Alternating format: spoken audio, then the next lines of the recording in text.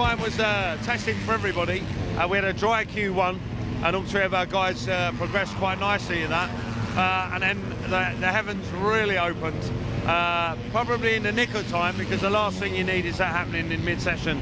So there was a long delay with track flooding, and then we went out in Q2. Really solid performance there from Peter and Leon. Found out which proves we have a good wet and dry setting. And James is really unlucky. We had a really strong setting for the dry, and we've been strong all weekend in the dry. We were third after the qualifying one practice, which was really good, really strong for us. I did my best ever lap round here. We were less than 0.1 off the lap record, so things were in the right direction. And then obviously the heavens opened, so it was all changed for Q2 and Q3. It was really wet, but we found a really good setting for me. Yeah, really good. In the dry, we clicked with the place straight away. Qualifying, we was quickest. Doing under the lap record pretty much every time I go out on slick tyres, so really happy. We've done race runs, I feel confident. The only wet session we got was obviously qualifying 2 and 3, so for me it was a little bit tough trying to find a setup. Was only a 10th off the quickest, but we need to make some improvements for the rain. Session 1 wasn't too bad. I think we were about 0.3 off, and we were in 6th place, so it was looking fairly strong. I haven't been happy with the setup of the bike all weekend, and we had a shock to try in the qualifying 2, which is the same as what Pete and Leon have been using all weekend. We've been struggling with ours, and it's quite a different setup internally. So we had that ready, bolted it in, and then the heavens opened. So we never really got a chance to, well, we never got a chance to try it.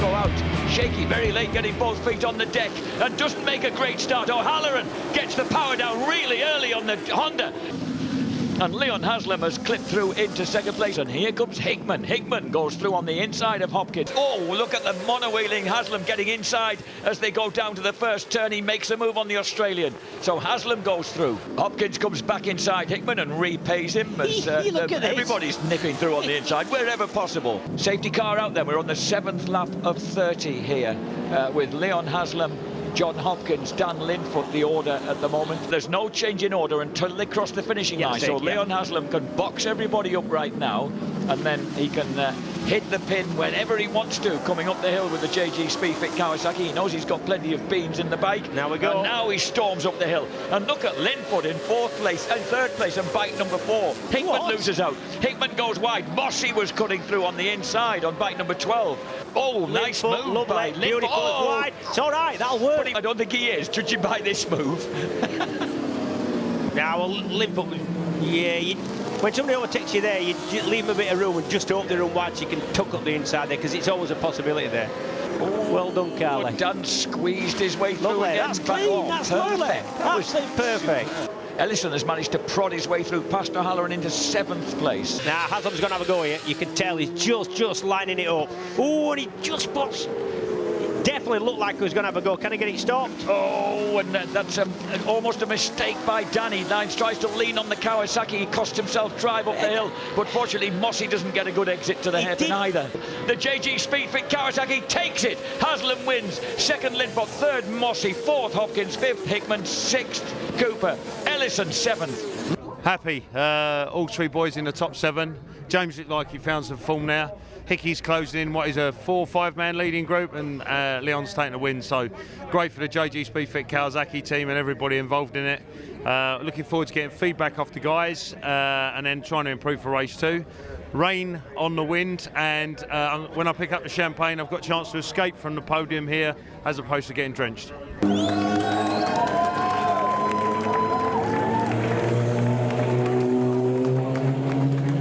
For Leon Haslam, that one came in the dry. He might have to do it in the wet if he's to make it 4 later on this afternoon as the rain starts to fall here. Yeah, it's tough, you know, around here. I felt my plan was with 10 to go to remake the pass and try and pull away, and you know, as the race was going, the lap times wasn't coming as easy as they had been doing all weekend, and you know, I didn't want to be in a position where I didn't have anything left at the end, so I tried to play it smart, probably a little too cautious because, you know, like you say, Dan pushed me all the way, and you know, we made it count where we needed to, but I definitely didn't want to leave it till that late as we have been doing. But yeah, it went good all weekend. The boys have come up trumps for the dry, and you know, it's looking like it might be wet for race 2, but at the same time, we've got some good information from Superpole, so hopefully we can have another good one. I was going to say, do you feel confident if it is wet for later on? I believe the Ducatis are strong in the wet, you know, with the characteristic of the V-twin around here. But yeah, it was only 0.1 off, and that was his first ever going in the wet around here. And you know, we've not done that much with the bike in the rain. So for me, we're feeling confident wet or dry. Obviously, more confident in the dry after race 1. But you know, if it's a wet race, we'll have another good go.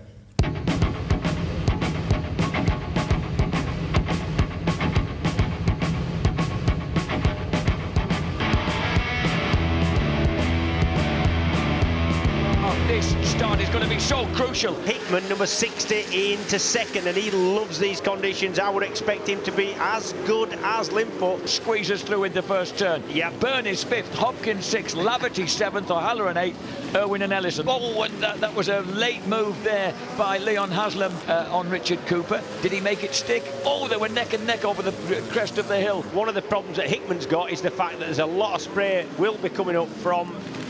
Oh, not for long.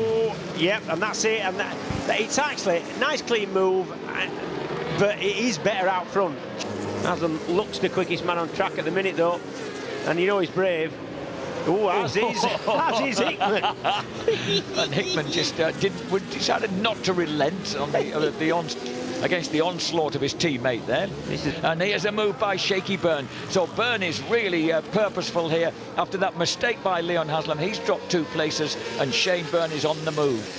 James Ellison being caught there by number 22, Jason O'Halloran. Oh, that was Ellison. That was Ellison that gave him a little bit of an end there, and he's angry, and I think he is waiting for Ellison to come round on the next lap. Haslam squeezes through. Oh, almost tickling the front wheel of Shane Byrne into turn 1.